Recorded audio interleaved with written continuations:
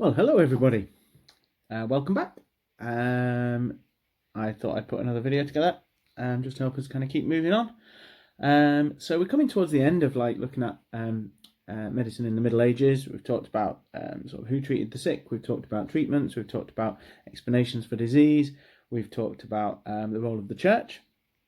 And really, all that's left is two things really. Firstly, to look at sort of what little public health there was available for people in the Middle Ages, and then to think about the impact of the plague. So we'll see how far we get through those two topics today. Thank you for your nice comments about the videos, and thank you for your subscription. I think we're up to 23 subscribers now and over 60 views on one of the videos, so that's good.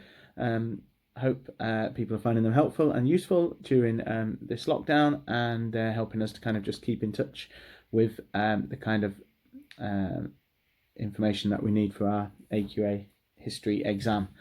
At some point, I hope to kind of end up back in school, and I will pick up one of the textbooks for a different topic, and we can do some videos on that as well. Okay, but right now this is the only one I've got, and it kind of helps me to have the textbook just to kind of make sure we're covering all of the important things that we need to cover. Okay, so here's one of our well-known double page spreads, and we're looking here at kind of a medieval town. This is London in 1347.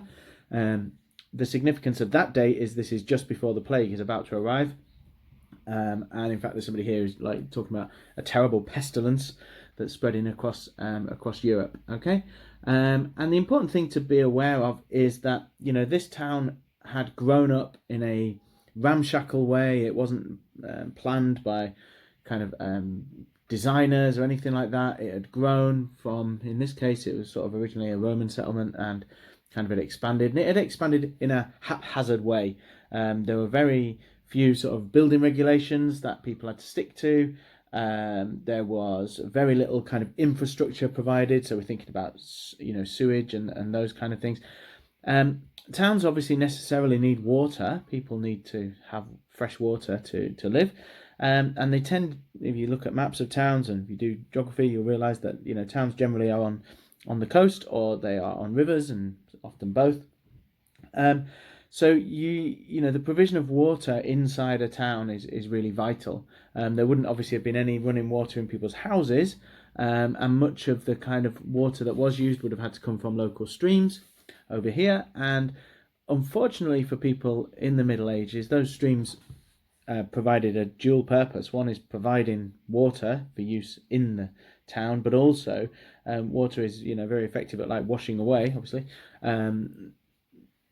effluents and sewage, if you like, from the town itself. So it has that dual purpose, and that's fine as long as you are getting the water out of the river upstream of the place where the sewage is going in.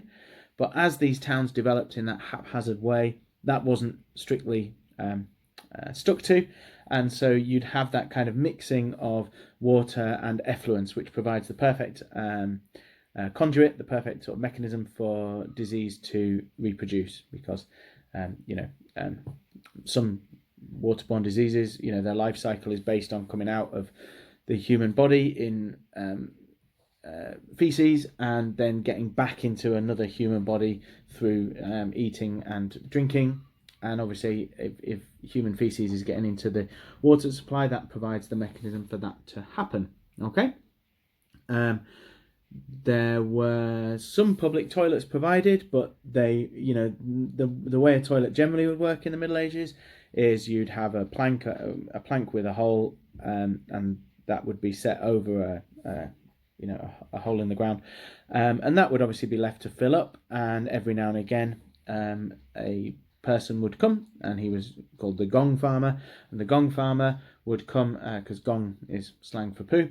He would come and take away, he'd empty the cesspit, that's what it's called. You'd empty your cesspit and take away your poo. It would often be spread on the fields around the town by farmers to fertilise the crops. But obviously that allows that poo to remain in that hole for quite a long time. Those toilets may overflow. There would be seepage of water, because obviously if that hole is dug below the water level, the water table, sorry, underground, then that is going to allow that any microorganisms to pass from that feces into the water supply, which obviously then other people would drink from the river or from wells, etc. Okay. A town like this, not necessarily London, but a provincial market town, they did have sort of town councils, elected mayors, who would be responsible for, enforcing fines for people who unnecessarily kind of left the streets in a mess. A local you'd have a local sheriff who would be in charge of perhaps doing that. These towns were like outside the feudal system. So feudal system, as we'll talk about shortly, has like, the king at the top, the knights, the barons, the barons, then the knights, then the peasants.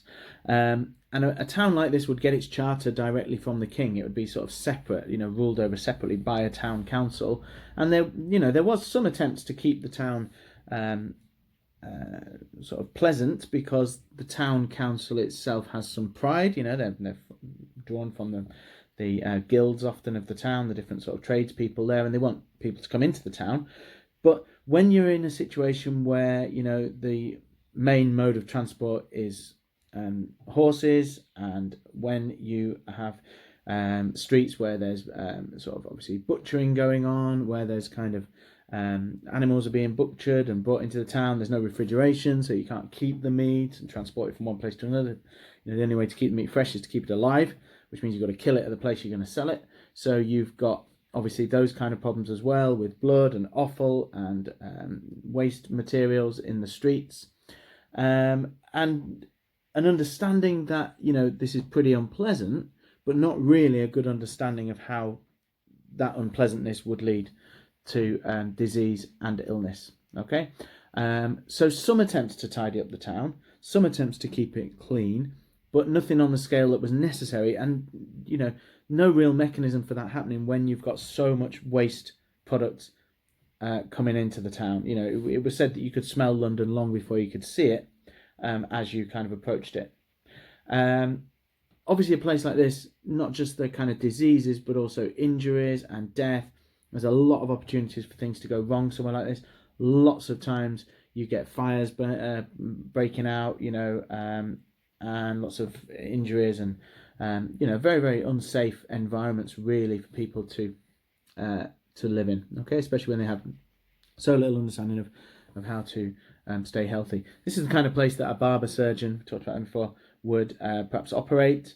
This is the kind of place that you would use money to pay for some treatment from an apothecary, or some chemicals from an apothecary. But you can see, really untidy and not a very pleasant environment to be living in. Okay, so one thing we can just point out is that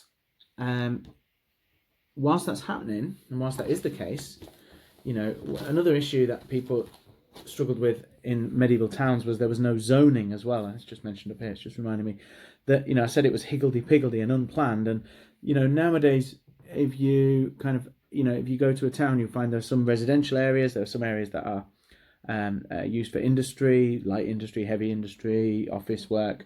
This zoning, allows you to kind of have different standards of kind of hygiene and safety in different areas of the town. Well, none of that is happening. So you've got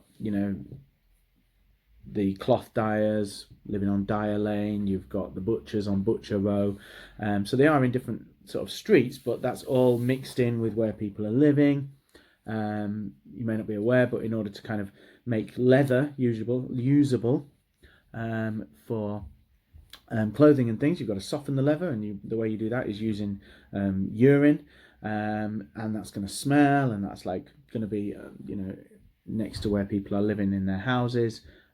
All these kind of things are going to be causing quite a lot of sort of disease and certainly unpleasant living conditions. Okay, having said that, in some towns and in some areas, there was still certainly in some towns in the Middle Ages, for the rich, there was still an idea that you could get clean.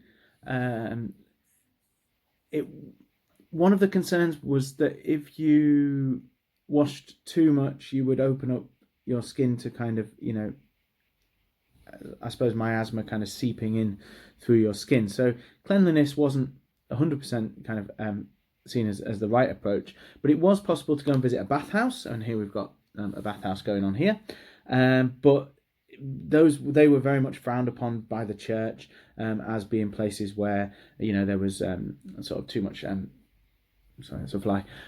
Too much poor behaviour. Here we've got a mixed bathhouse. We've got a couple bathing, so we've got a man and a woman. Don't know how they know they're a couple, but these are places that the church would frown upon as perhaps being places where you might instead visit prostitutes and those kind of things. So they weren't seen as particularly high-class establishments, despite the fact that they actually cost quite a lot of money. So government did very little. Town councils would perhaps try and keep their towns clean, but it was quite difficult.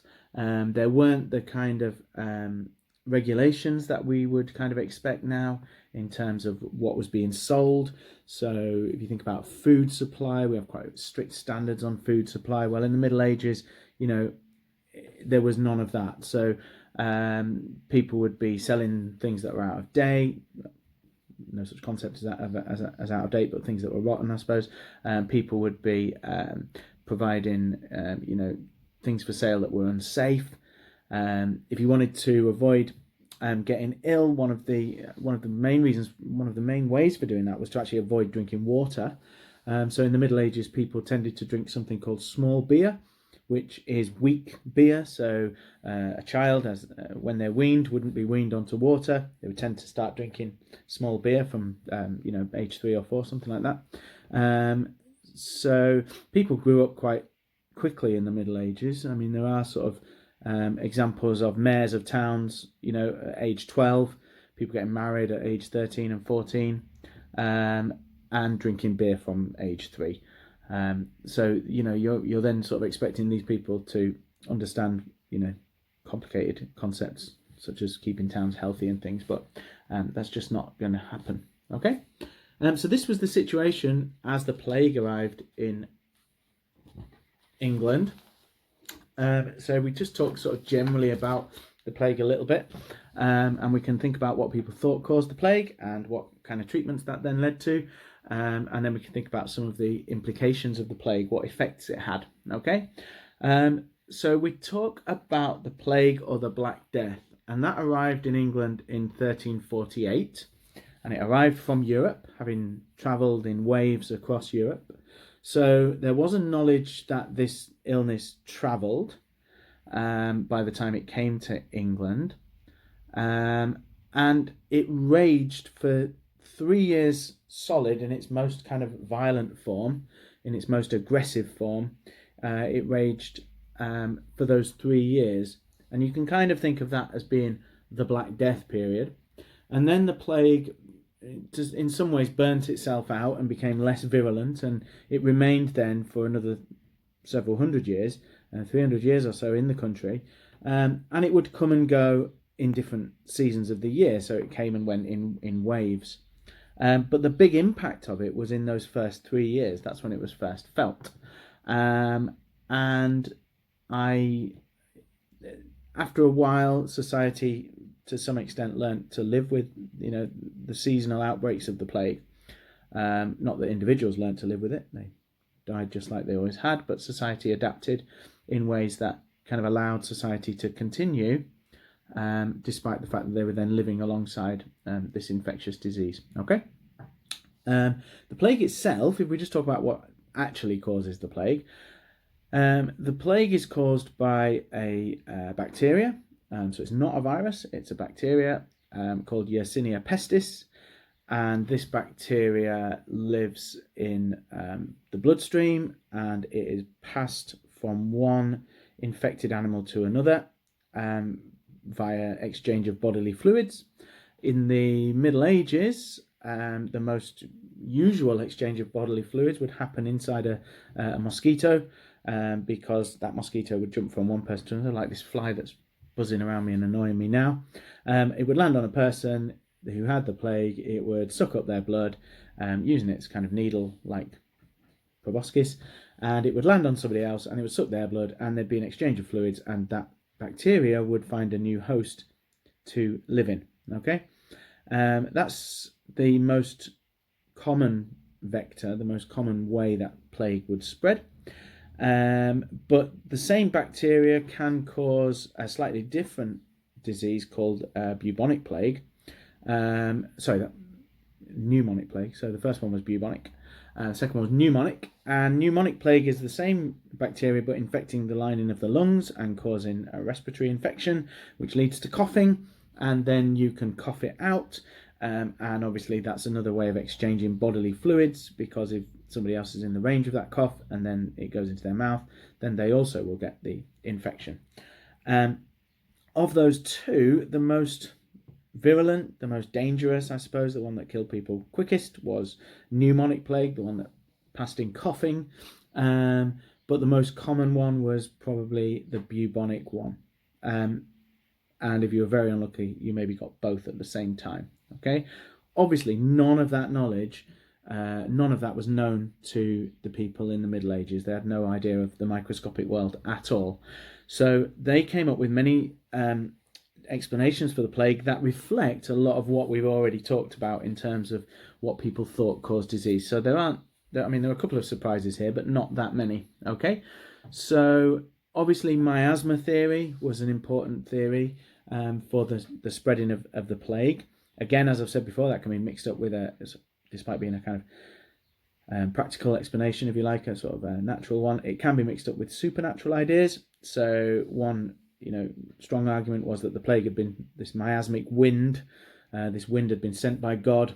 It had hit the foreigners first, because they were the ones who were obviously most against God's will, particularly in southern Europe, and then had come, to England later, as we had not learned from the sort of lessons of the foreign people getting the plague in the first place.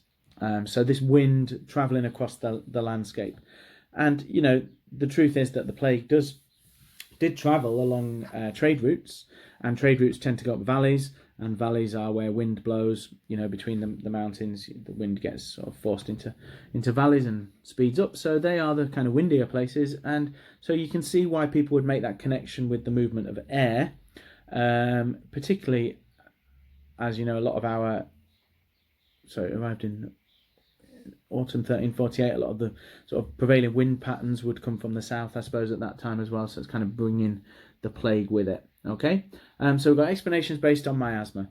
We've got explanations based on the four humours. We've got explanations based on astrology.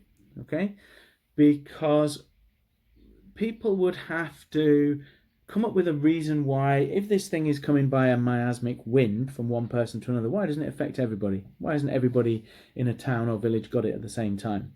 So although you can have like a general cause like miasma, you might have a specific cause as well for that person. So something about them that makes them particularly susceptible at that time. Perhaps their humours are out of balance and then the plague arrives, or it's a particularly unlucky time of the year for them in terms of their astrology, and then the wind arrives. So there's got to be a sort of general cause and a particular cause that you get there.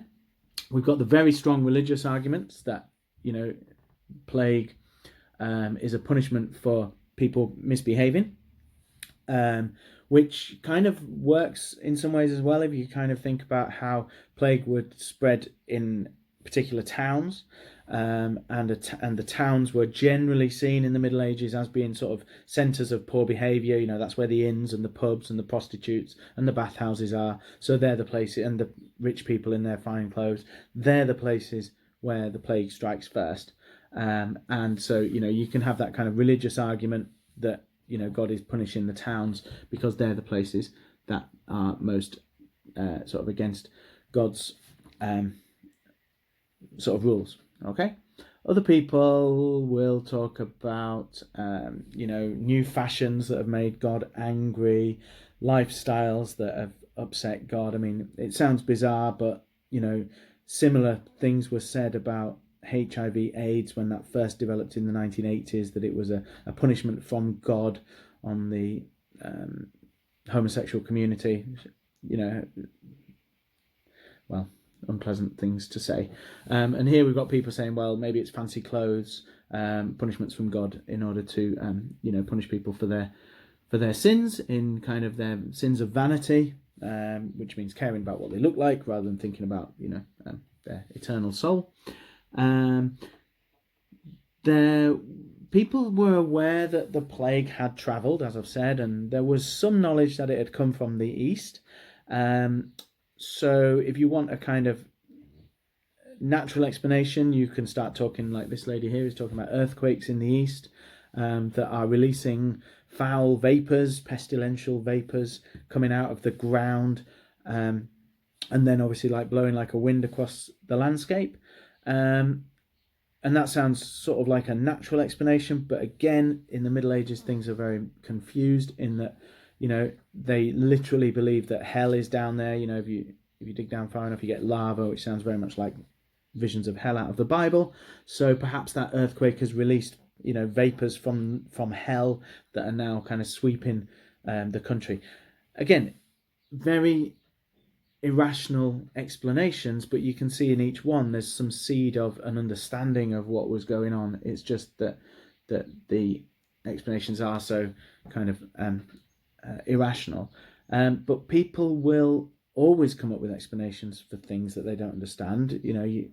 Very rarely do you get societies who say, oh, we don't know why the world was made, for example. We're not going to come up with a story of that because we don't know what the truth is. That's not how the human psyche works. We seek explanation and we seek reasons for things.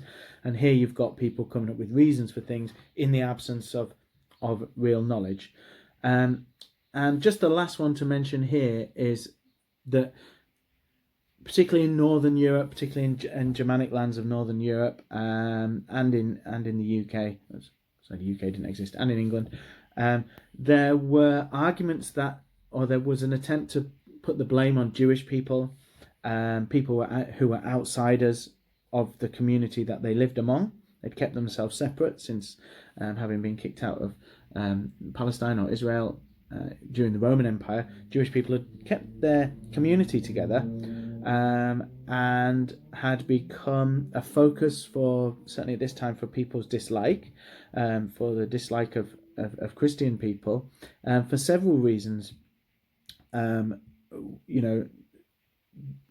People were prejudiced against them, and again, at times of difficulty, I'm not excusing what they did at all, but at times of conflict and difficulty, people look for explanations. And unfortunately, during the plague and the Black Death, that explanation often fell on Jewish people as being, the perpetrators of some kind of poisoning of the Christian population. Again, it doesn't tell us anything about the reality, but it tells us quite a lot about the mind of people in the Middle Ages, a very religious community, very religious, sort of religiously indoctrinated population, and told that Jesus had been killed by Jewish people, and now Jewish people lived among them, and there was a lot of jealousy towards Jewish people. There was a lot of rivalry with them, and this was a convenient way of perhaps being able to take out your dislike and your hatred of, or your sort of prejudice against Jewish people in a way that sort of you had permission to do that because they'd poisoned the community, the Christian community of Europe. So we've got this lady here talking about this rumor that she's heard that Jewish people have poisoned wells and springs. No mention of fleas, no mention of bacteria, no knowledge of the microscopic world at all. Okay. So in that context, you wouldn't expect, the treatments or the ways of avoiding the plague to have any reference with, or to refer at all to, anything that would be effective. And that's pretty much what we find. Okay. So ways of avoiding infection, would be obviously that religious approach, praying, walking through the streets, visiting the church, donations to the church, making candles, lighting candles in church. So they're the kind of, exorcism, I suppose, as well. These are the kind of religious ways of avoiding the plague. But at the same time, there were things that were more practical. So don't eat too much, don't get bloated, don't take a bath because you'll open the pores of the skin and it'll let the disease in, the miasma, to get in. Don't overexert yourself. In this case, it says about avoid having sex. So that was something that they talked about. Here's number 6, helpful one. Avoid all plague victims. Now, some people believed you could catch it just by looking at somebody who had the plague. And the way to avoid catching it, therefore, was to stay indoors, to stay home, and to save lives. So avoid all plague victims. Stay in your home. Some idea that it might come from, like I say, miasma, which is an evil smell, an evil smelling wind, and that bad air, that bad smell is causing it. So what we need to do is we need to have sweet smelling herbs. We need to keep them near our face, perhaps cover our face with herbs so that we don't smell the smell that's going to give us the plague. So there's several of those. And then when you come to actually what treatments you would give, so the plague in terms of its symptoms, obviously we talked about pneumonic plague, get it right, which causes coughing. Bubonic plague is called bubonic plague because it creates buboes. So buboes are swellings in your lymph nodes. So your lymph nodes are those things, if you get a headache, that kind of come up on the back of your head like little lumps. They're your glands. They're creating white blood cells. And the plague will cause those to become inflamed, to become overactive, and they will, ultimately burst out through the skin, and that's called a bubo. Obviously, if you were to cut that, then it's going to be full of pus, and that pus is going to run out. So they're very pussy. You also, it's called the Black Death because it causes internal hemorrhaging. Hemorrhaging is internal bleeding under your skin, which is essentially a bruise. That's what a bruise is, but it would kind of cover your body in blotches as your capillaries and your veins popped in your arm and across your body, and that's the Black Death side of it because they're going to go black and dark. So it's causing that. In terms of treatments for people, they range from cutting open your buboes to release the pressure, which can have some positive impact, to cutting open the buboes and putting chemicals or things in there. So one of the more common ones was to use human feces, because this is kind of going to draw there's a concept of perhaps drawing the badness out by putting something unpleasant onto the buboes. Sort of dead animals, putting those on as well to try and, again, as the animal dies, it kind of pulls the badness out of your bubo. We've got evidence that was tried. Obviously things to balance the humours like bleeding, purging, these kind of treatments. But essentially, none of these would have been effective. And the other one just to mention is, well, I suppose it's avoiding infection rather than a treatment for it, is that we see, because of these very strong religious views and these strong religious sort of explanations for the plague, people turn into extreme fanatical religion as well. And the most fanatical sort of elements of this that we see in the Middle Ages during the plague is the development of the flagellants. Now the flagellants, which is Flagellants, the flagellants, they are groups of hysterical people who are trying to show their repentance by emulating, by copying what Jesus went through.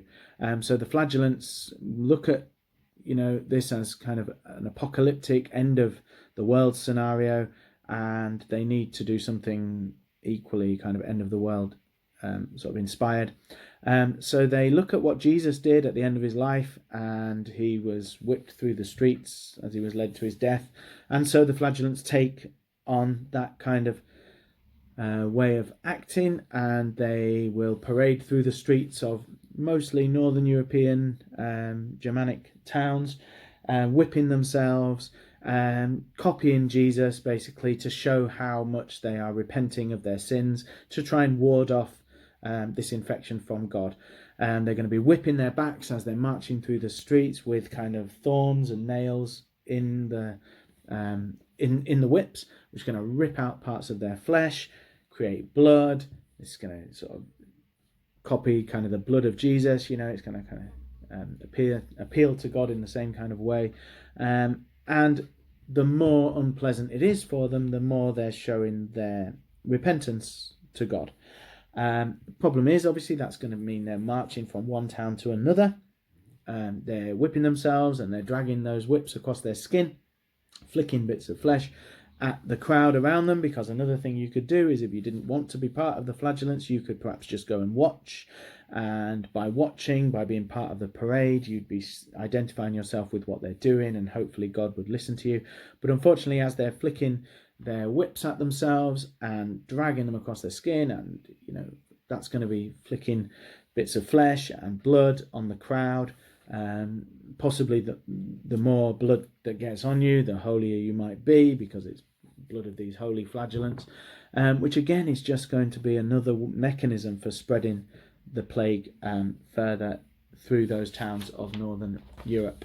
Okay, so if we think about just finally the overall effects of the plague on life in the Middle Ages, we're 100 years short of the end of the Middle Ages now. So we're 1348, and our kind of next time period will come about around about the 1450s, and the plague had a very, very, very significant impact on society and on the mentality of people in the late Middle Ages. The plague killed as many as half the people in the towns that it affected, and probably about a third of the population died of the plague. And the plague therefore disrupted sort of social systems in Europe. It disrupted society. One of the key effects of the plague was that breaking down of that feudal system that we talked about before. Now, earlier on in your careers as historians, you may have heard of the feudal system. It's that pyramid that represents society, with the king at the top, the barons, the knights, and the peasants at the bottom. It's the medieval model of society, whereby the king owned everyone, and each layer owned the layer below itself, legally owned them. So you, in whichever layer you were in, so say you were a peasant, you weren't able to make decisions about your life without consulting your owner, which is the knight or the baron, who owns the land that you were born on. Okay, if you wanted to marry, you had to ask the baron. If you wanted to move house or build a house, you would ask the baron or the knight that owned you for permission, and they could legally withhold that permission, and you weren't allowed to leave their service. You were not free. So this obviously kept everybody in a very strongly structured society, unable to make their own decisions about their life.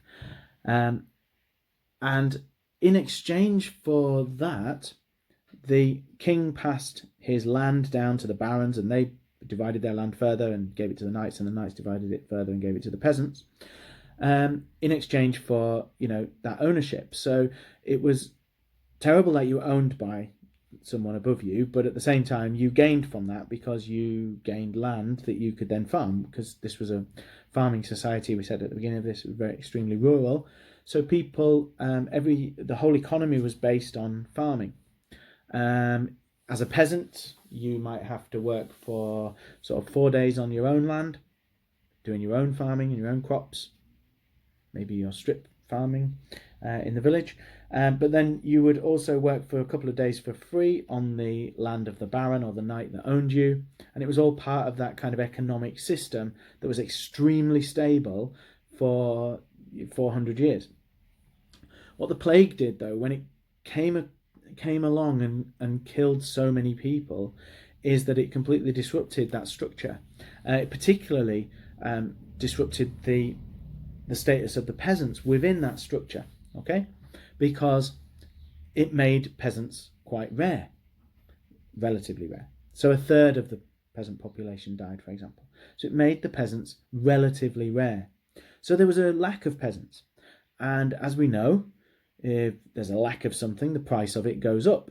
Now, if you have been paid in a certain amount of land, you've been bought by that land, which is what we just said. The peasant was owned by the baron, but the baron had given the peasant some land.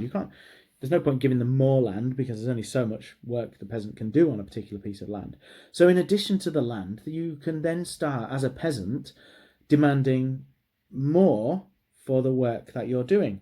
Can't give you any more land, but we do have something that is easy to give, physically easy to hand over, and that's money. So the peasants would start asking for higher wages or some wages in addition to the land that they could then work on. So now we've got a situation where the peasants are beginning to ask for money in addition to the land that they can farm. And we get the start of people working for a wage. Now, the key thing about working for money is that the amount can go up or down, whereas the amount of land that a peasant can farm during the Middle Ages stays the same. He can't grow any extra arms and farm some more land. He can only do so much, can't he? But when it comes to money, it's worth asking for more because you can do more with it, whereas you can't do more with any more land. So once we get the growth of the use of money to pay peasants, because of their lack of, because there aren't so many of them around after the plague, they can demand higher and higher wages, and the peasants do exactly this. The aristocracy have lost a third of their labour, so they are keen to replace that. So they will be not happy to pay more, but they will pay more to try and get peasants from their neighbours' land. Now, in the Middle Ages, you weren't allowed to move from one baron to another, but there was no impetus, there's no reason to do that anyway, because there's no point in going somewhere else to get more land because you can't do anything more with it. But once you can get paid in money, then it makes sense for you as a peasant to look around and see who will pay you more, and then to take the risk of illegally leaving the service of one of the barons that you've been under for a while and going to a different baron who will pay you more, or going into a town where you can work for money there. So this movement, it basically begins to break down the bonds between the different layers in society. So all of a sudden, the peasants don't feel that they have to stay where they've been. They don't feel that they have to stay working on the land for that particular baron. Instead, many of them do go to other barons, and many of them do go into towns. And we get the beginning of an urban workforce in the towns that are then trying to work to raise more money for themselves. And you get the beginnings of the growth of a middle class or a gentry layer in society. Now that gentry layer, in the end, is going to end up, what are we talking, 300 years later, executing the king, because he wouldn't give that gentry the political power that they felt was rightly theirs after they built up so much economic power. It's that process of kind of gaining economic power because now they can work for wages, it rumbling on. It causes first the peasants' revolt for a start. It leads to more and more demands for them to have access to authority, to make their own decisions, which ultimately is going to lead, 300 years after the plague, to Parliament rising up against the king, the English Civil War, Oliver Cromwell, the beheading of the king. I mean, that basically is the story of the middle classes, this gentry group of peasants who now have a bit of money and want that power to go with it, rising up against that feudal system. So the impacts of the plague weren't just felt at the time in terms of its effect on sort of so many people dying at the time, but it changed the balance of power in the country, whereby peasants began to stop being peasants and instead became poor workers, middle class workers, and began to break apart that society. Now, that breakdown in society is absolutely fundamental if you're going to try and improve the lives of people, because it's that feudal system with the church as well that had held society in its kind of tight grip. And it's only after the plague, and so many people have died, that that people have been able to rise up and kind of demand that freedom. That freedom and that change is what opens the door for the huge suite of changes that we're going to see in the Renaissance, which is our next time period. Okay, so